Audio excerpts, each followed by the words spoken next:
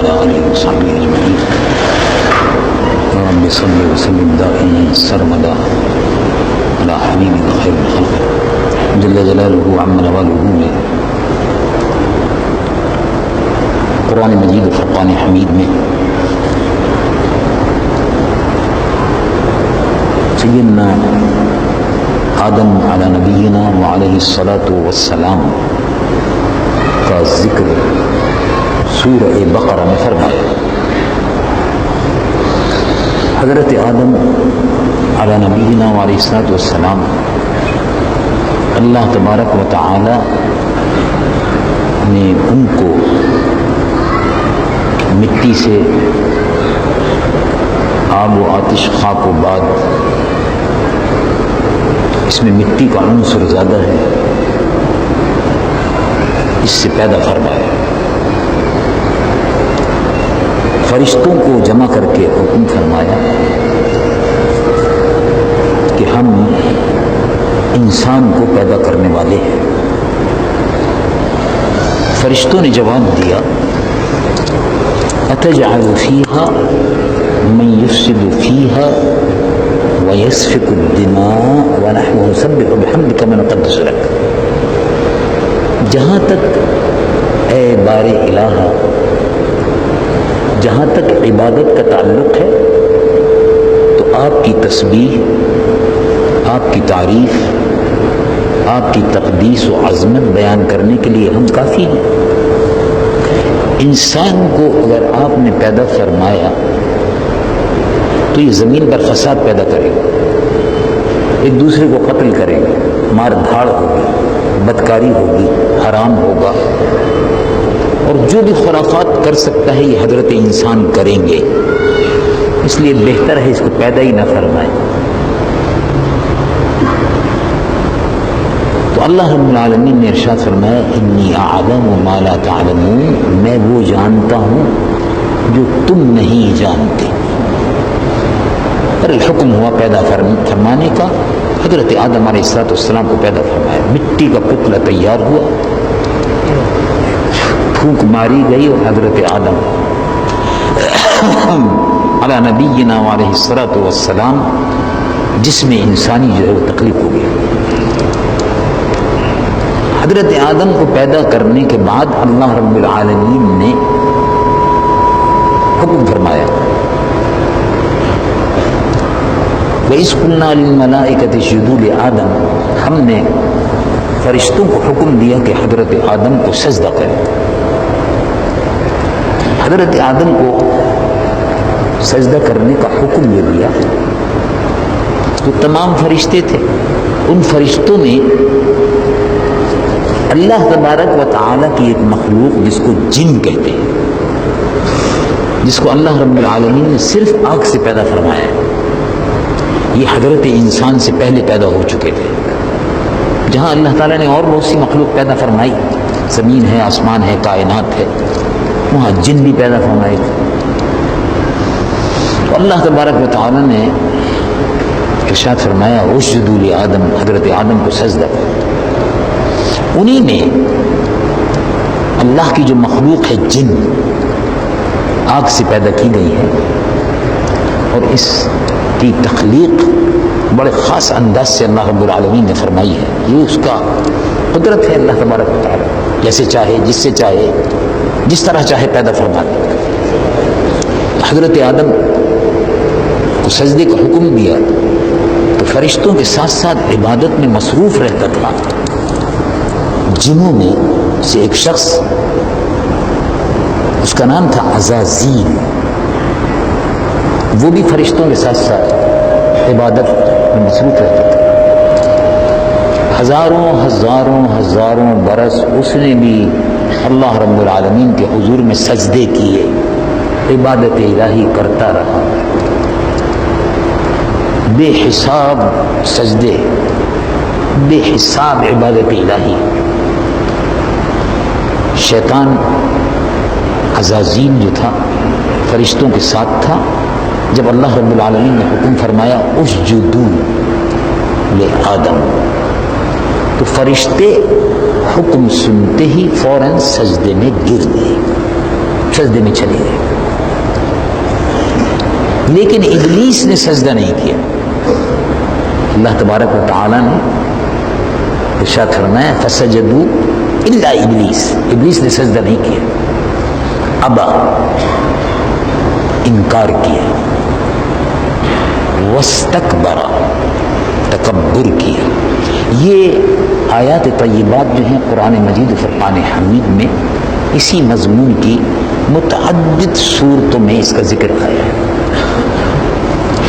یعنی اللہ رب العالمین نے خاص طور سے یہ بات فرمائی کہ شیطان نے، اس شخص نے جو ہزاروں سال سے فرشتوں کے ساتھ سجدے میں مصروف رہتا تھا، فرشتوں کے ساتھ سجدے میں مصروف رہتا تھا، اس نے انکار کیا۔ اور انکار کی وجہ کیا تھی؟ سجدہ کر لینا چاہیے تھا، جب فرشتے کر رہے تھے وہ بھی کر لیتا، اللہ کا حضور، اللہ کا حکم تھا۔ اللہ تبارک و تعالی نے فرمایا ابا، انکار کیا، واستکبر اور تکبر بھی کیا۔ دو باتیں خاص طور سے، ایک تو یہ کہ اللہ تبارک و تعالی کے حکم سے انکار کیا، بڑی جرأت کی بات ہے کہ حضرت حق جل وعلا حکم فرما رہے ہیں اور یہ وہاں موجود ہے اور کہتا ہے میں نہیں کرتا، بڑا تکبر سے۔ وجہ کیا تھی؟ تو ایک دوسرے مقام پر رکوع میں ارشاد فرمایا دوسرے سپارے میں نے کہا کہ خلقتنی من نار، میں تو آگ سے پیدا ہوا ہوں، میں پہلے پیدا ہوا، وخلقتہ من طین، اور حضرت آدم کو آپ نے مٹی سے پیدا فرمایا ہے۔ تو کیونکہ آدم مٹی سے پیدا ہوئے ہیں، میرے بعد پیدا ہوئے، میں بہت پہلے پیدا ہوا، میں نے ہزاروں برس سجدے کی ہے، مجھ کو فضیلت اور بزرگی حاصل ہے، میں ان کے سامنے کیوں جھکوں؟ حالانکہ حکم اللہ کا تھا۔ تو بار بار قرآن مجید و فرقان حمید میں ابا واستکبر اور اپنی عبادت پر فخر، اپنی عبادت پر غرور، میں بڑا ہوں، میں مجھے آج کل یہی دورہ، یہی خناس ہے، یہ قسم کا بڑائی کا یہی خناس جو ہے وہ امریکہ میں بھی سمایا ہوا ہے۔ ابھی میں پڑھ رہا تھا ایک اخبار میں، اس نے تقریر کرتے ہوئے امریکہ کے صدر نے کہا وی آر سپر پاور، ہم سپر پاور ہیں۔ اقوام متحدہ میں تو اخبار میں میں نے پڑھا تھا، لیکن اب میں نے اس کا وہ پوری تقریر جو ہے اس کو منگوایا ہے، وہ مل جائے گی۔ اس نے تقریر کرتے ہوئے کہا وی آر سپر پاور، ہم سپر پاور ہیں۔ کتنا بڑا دعویٰ ہے، ہم سپر پاور ہیں، بہت بڑا دعویٰ ہے۔ And we will remain super power, بہت بڑا دعویٰ ہے، یعنی ہم سپر پاور ہیں اور ہم ہمیشہ رہیں گے سپر پاور۔ آپ دیکھیے کتنا بڑا دعویٰ ہے یہ کہ ہم وی ول ریمین سپر پاور، ہم سپر پاور رہیں گے ہمیشہ۔ اللہ تبارک و تعالی جل جلالہ وعم نوالہ عزت اور ذلت دینے والا وہی ہے، مالک الملک بھی وہی ہے، سپر پاور بھی وہی ہے اور سپریم بھی وہی۔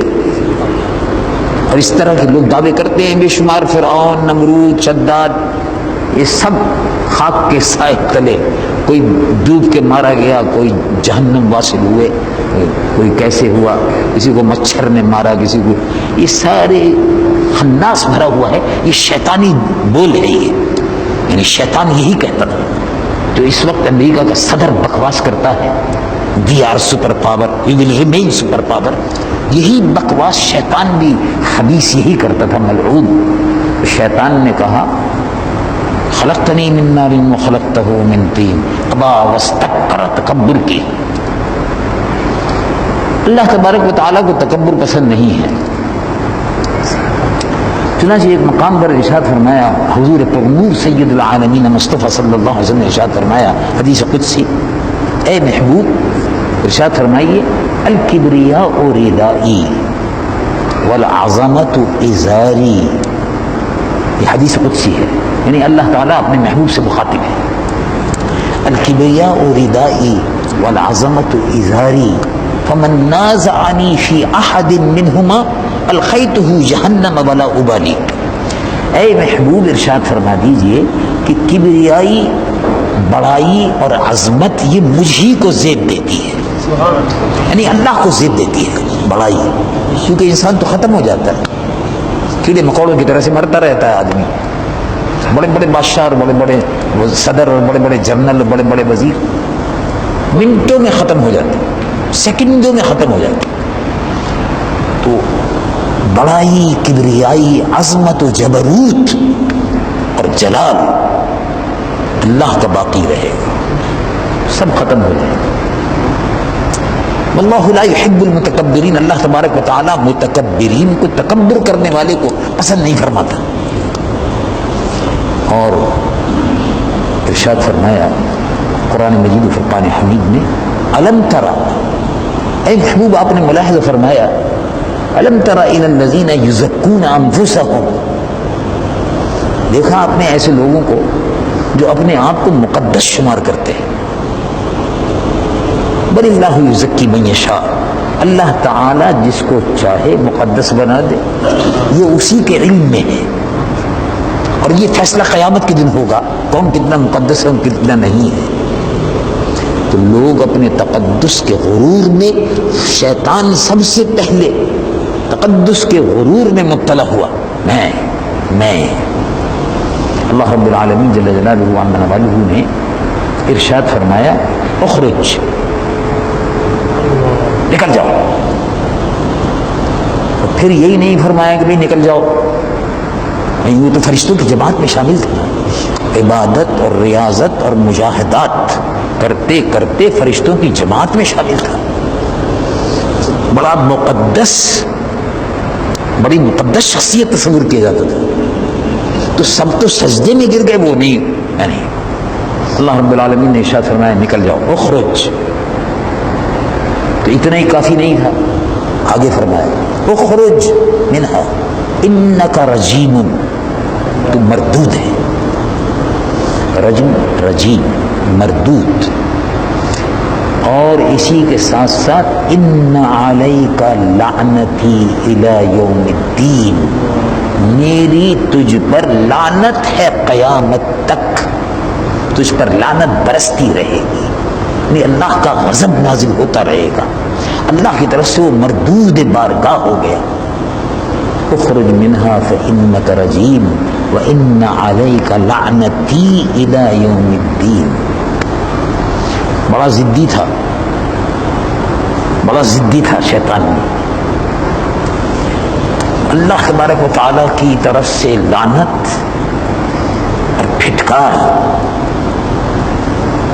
سننے کے بعد اس کو چاہیے تھا کہ یہ جھک جاتا، غلطی ہو گئی، معاف کیجیے، نہیں جھکا.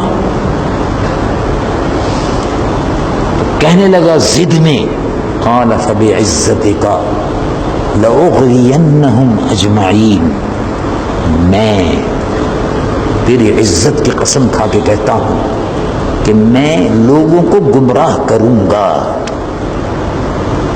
لوگوں کو اغوا کروں گا، تاکہ دوزخ میں میرے زیادہ سے زیادہ ساتھی بن جائیں. یہ مطلب ہے. اسی لیے قرآن مجید و فرقان حمید نے ارشاد فرمایا کہ ان الشیطان للانسان عدو مبین، شیطان انسان کا کھلا ہوا دشمن ہے. یعنی پہلے دن سے دشمنی ہو گئی، کیونکہ حضرت انسان، حضرت آدم کو سجدے کا حکم دیا گیا اور اس نے سجدے سے انکار کیا، تو شیطان کی اور انسان کی انبن شروع ہو گئی. بعض علماء اور مفسرین نے اکثر نے اس سے اتفاق کیا کہ کیا وجہ تھی، چھوٹی سی بات تھی، اللہ معمولی سی بات تھی، بھئی حضرت آدم کو سجدہ نہیں کہ چلو کوئی بات نہیں، غلطی ہو گئی، معاف کر دو، اچھا بھائی ٹھیک ہے. لیکن معاملہ بہت بڑھ گیا. اس کے بڑھنے کی وجہ کیا تھی؟ کہا کہ سجدہ اصل میں حضرت آدم کو نہیں تھا. اگر حضرت آدم کو ہوتا تو چلو کوئی بات نہیں تھی، درگزر کر دیتے، معاف کر دیتے اللہ تبارک و تعالی.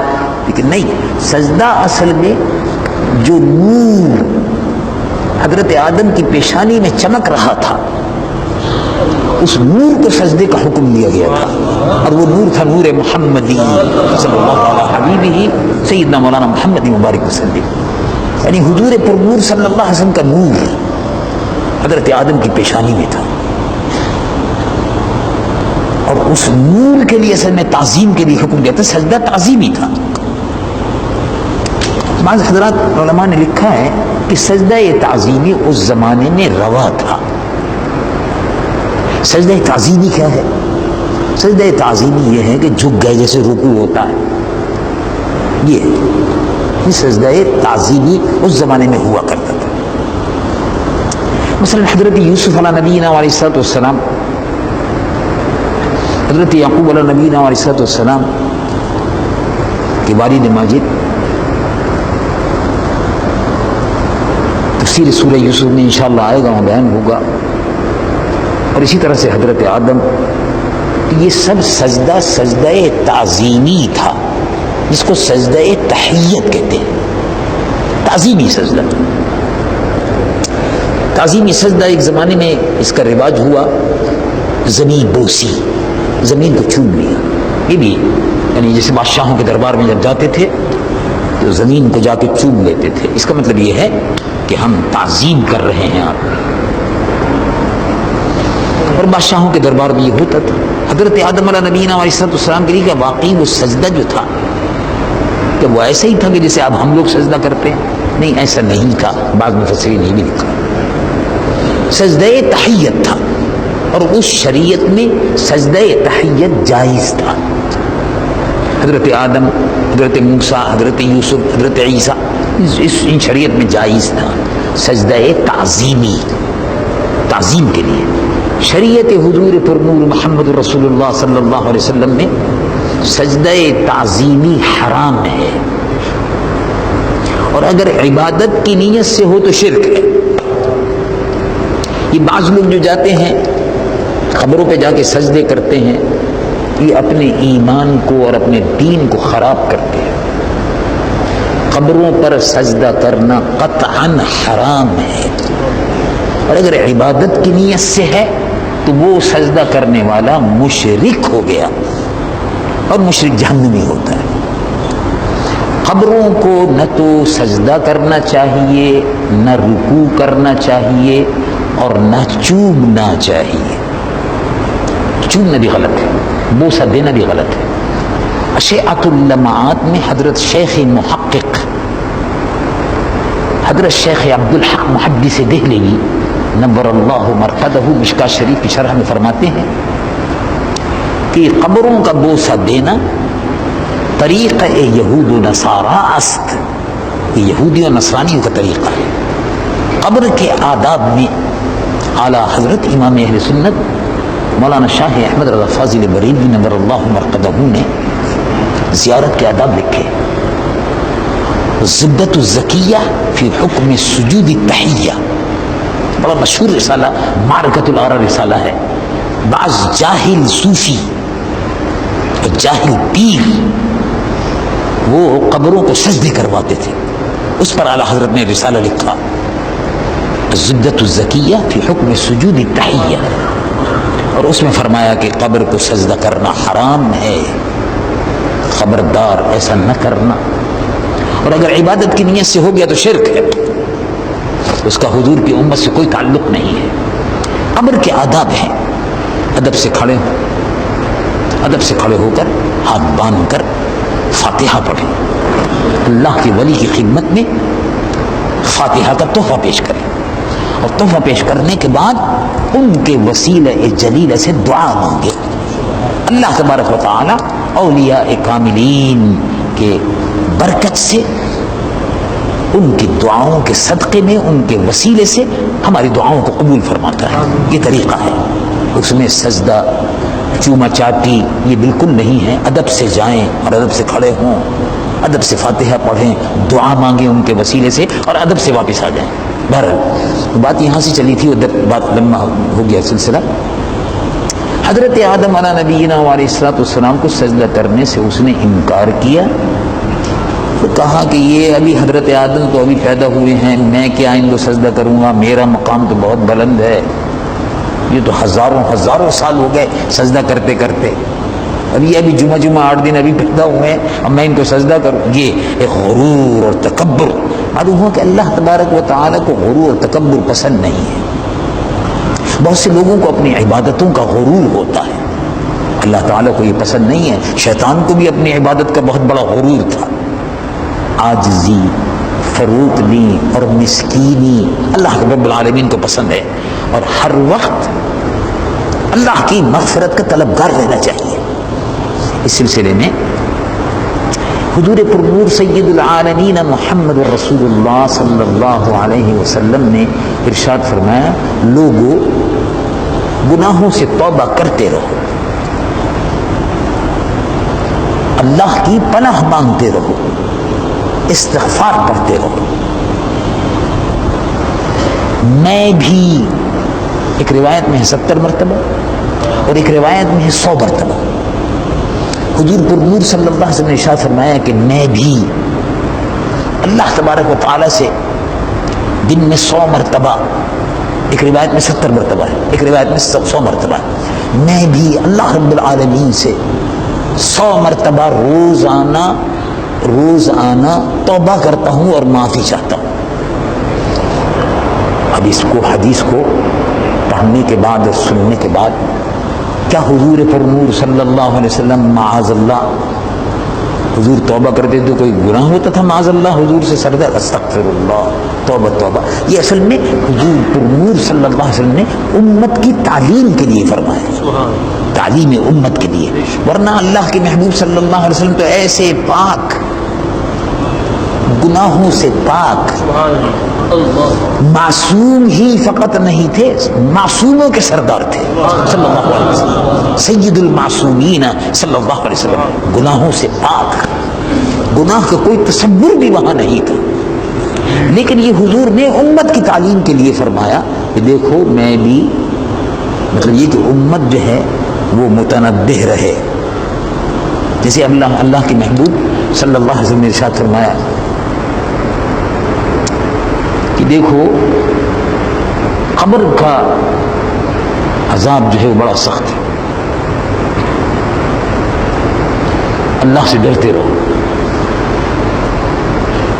قبر جو ہے یہ مرنے کے بعد ہر شخص کو دباتی ہے، قبر جو ہے ادھر کی دیوار یہ دباتی ہے۔ اس کو حضور نے فرمایا، حدیث مبارک میں لفظ آتا ہے ضغطۃ القبر۔ وما ضغطۃ القبر یا رسول اللہ؟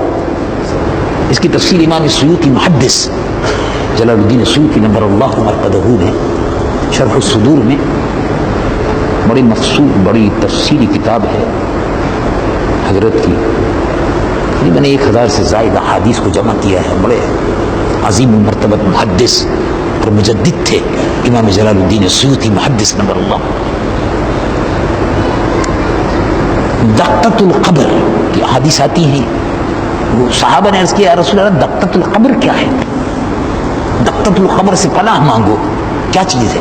کہا قبر جو ہے یہ دباتی ہے، تو پسلیاں ہڈیاں ایک دوسرے سے مل جاتی ہیں، چپکتی ہیں، قبر دباتی ہے، یہ سب کے ساتھ ہوتا ہے۔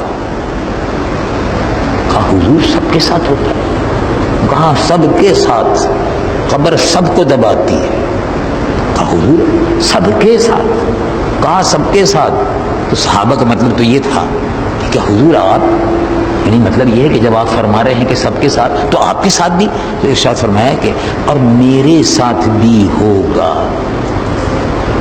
مگر، اب ارشاد فرمایا اس کی وضاحت، مگر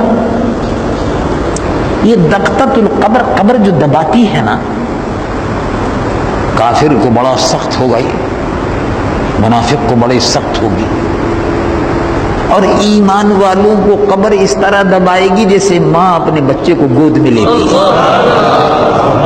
یہ وضاحت فرماتے ہیں تو حضور پرنور نے بھی خود ارشاد فرمایا مجھ کو بھی دبائے گی۔ مطلب امت کی تعلیم کے لیے تھا کہ امت باخبر رہے اور اللہ سے ڈرتی رہے، قبر کے عذاب سے ڈرتی رہے اور اپنے اعمال کا محاسبہ کرتی رہے.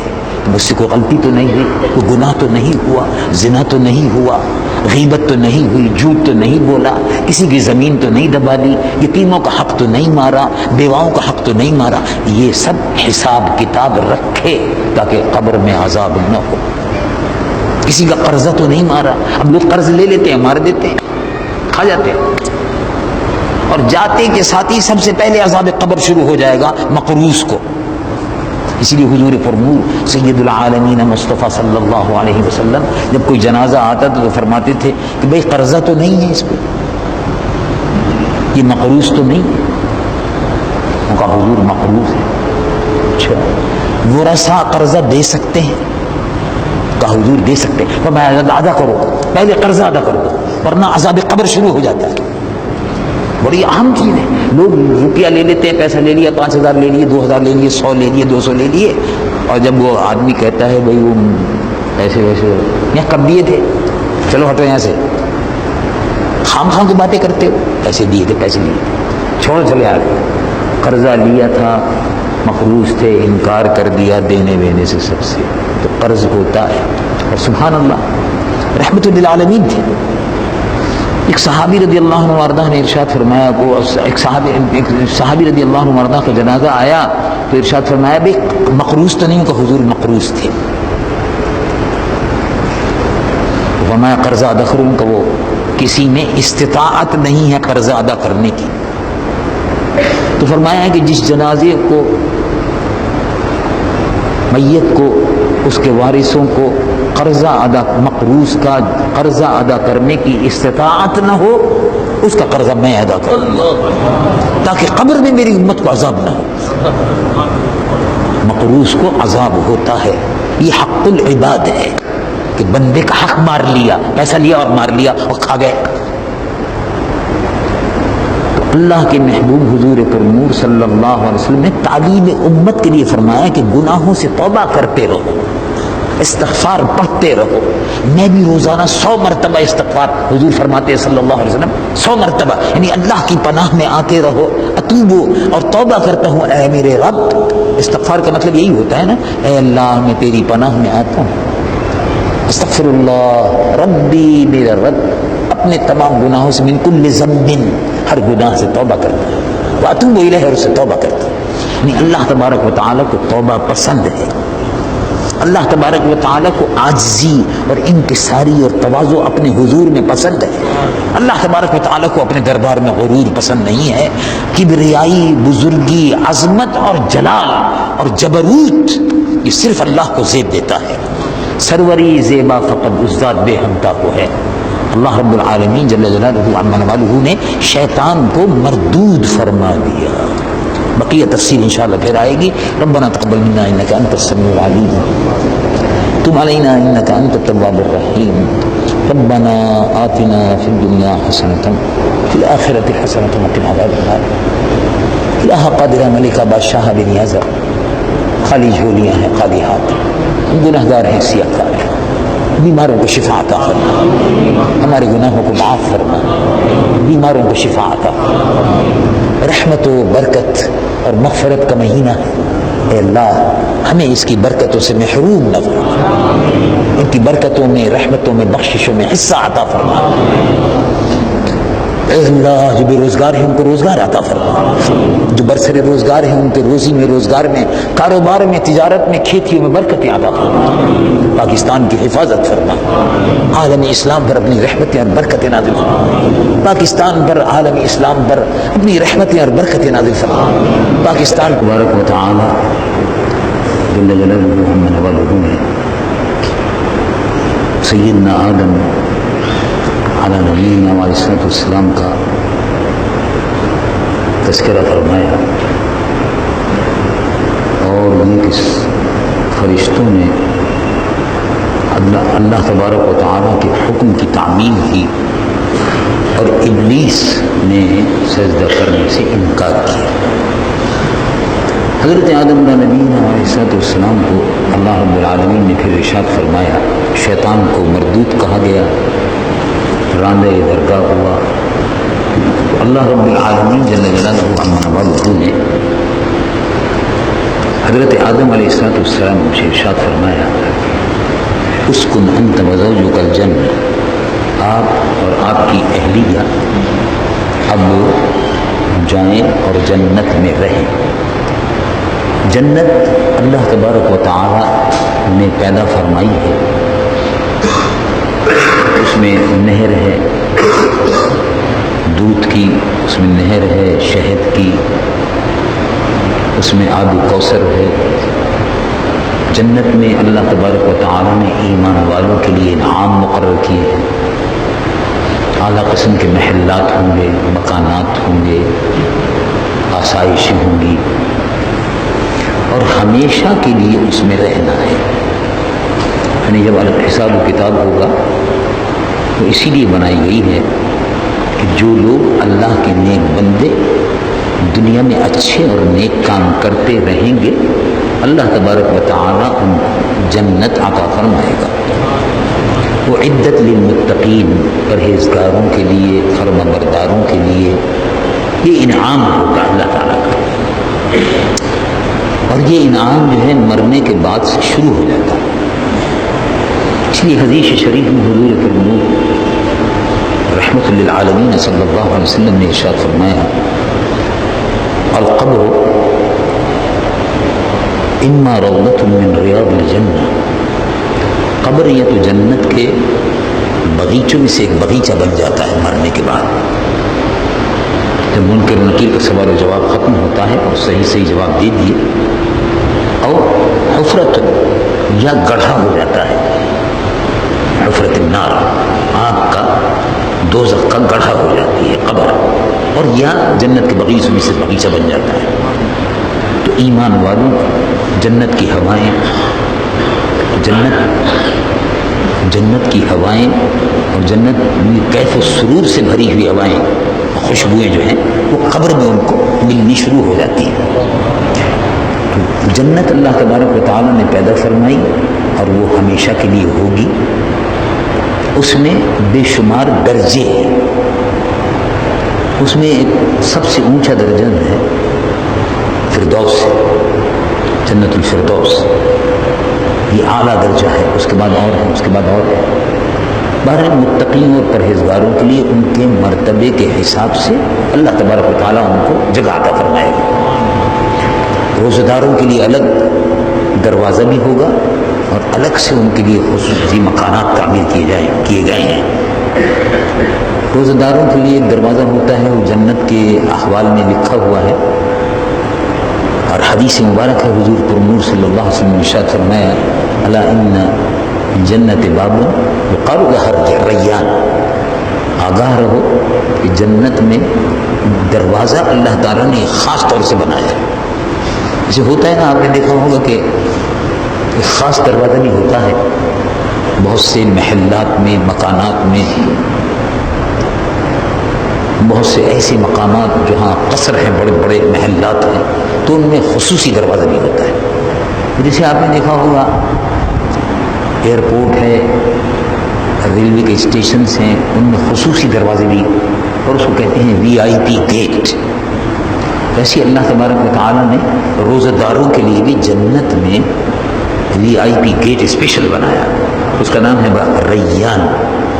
الا ان جنت باب یقال لها ریان، یہ ریان اس کا نام ہے، اور لا يدخلها الا الصائمون، یہ صرف روزہ داروں کے لیے ہوگا، اس لیے کہ جنت کے بہت سے دروازوں پر بھیڑ ہوگی، تو کیونکہ بھیڑ ہوگی تو اسپیشل گیٹ، اسپیشل دروازہ، خصوصی دروازہ روزہ داروں کے لیے بھی بنایا گیا۔ اور ایسی ہی جنت میں بہت سے مقامات خاص خاص اللہ کے بندوں کو عطا فرمائے جائیں گے۔ حور عین کامثال اللؤلؤ المکنون، جیسے موتی چمکتے ہیں ایسے چمکتے ہوئے جسم والی عورتیں ہوں گی، ان کو حور کہا جاتا ہے۔ حور عین کامثال اللؤلؤ المکنون، یہ حوریں موجود ہیں، جنت میں دیکھ بھال کرتی ہیں، ایمان والوں کے انتظار میں ہیں۔ ترمذی شریف میں غالباً کبھی کبھی مجھے حوالے یاد نہیں رہتے لیکن حدیث یاد ہے، غالباً ترمذی شریف میں ہے، ترمذی شریف کی ایک حدیث ہے حضور پرنور صلی اللہ علیہ وسلم نے ارشاد فرمایا کہ عورتوں سے خطاب کرتے ہوئے فرمایا اپنے شوہر کو تکلیف مت دو، اپنے شوہر کو تکلیف مت دو۔ جب تم نیک اور پرہیزگار شوہر کو تکلیف دیتی ہو تو حور اوپر سے جنت سے کہتی ہے کہ بد نصیب کیوں اپنے اس نیک اور دیندار اور پرہیزگار شوہر کو تکلیف دے رہی ہے، یہ جلدی ہی عنقریب ہی میرے پاس آنے والا ہے، تو کیوں اس کو تکلیف دے رہی ہے؟ اچھا، اس سے ایک بات اور معلوم ہوئی، ہاں یاد آیا جی، ترمذی شریف کی حدیث ہے، حضور پرنور صلی اللہ علیہ وسلم نے ارشاد فرمایا جب کوئی عورت اپنے دیندار پرہیزگار شوہر کو تکلیف دیتی ہے، حور جو ہے اس کے لیے جو مخصوص ہو گئی ہے وہ وہاں سے جنت سے کہتی ہے، اس کو ہم سن نہیں سکتے لیکن وہ کہتی ہے کیا بے وقوف بدبخت ہے تو، خام خواہ اس کو تکلیف دے رہی ہے، تو تھوڑے دن تیرے پاس رہے گا، باقی تو اس کو میرے ساتھ گزارنا ہے۔ اس سے کئی باتیں معلوم ہوئی۔ پہلی بات تو یہ معلوم ہوئی کہ حور جو ہے اس کے علم کا عالم یہ ہے کہ امتی کو، حضور کے امتی کو جو ہونے والا جنتی ہے، حور کو خبر ہے کہ یہ جنتی ہے۔ اب آپ غور فرمائیے، حور کے علم کا عالم یہ ہے کہ اس کو خبر ہے کہ یہ میرا ہونے والا جنت میں شوہر ہے، جب اس کو تکلیف ہوتی ہے تو اس کو خبر ہے، اس کو خبر ہے۔ اب جنت جو ہے وہ کوئی یہاں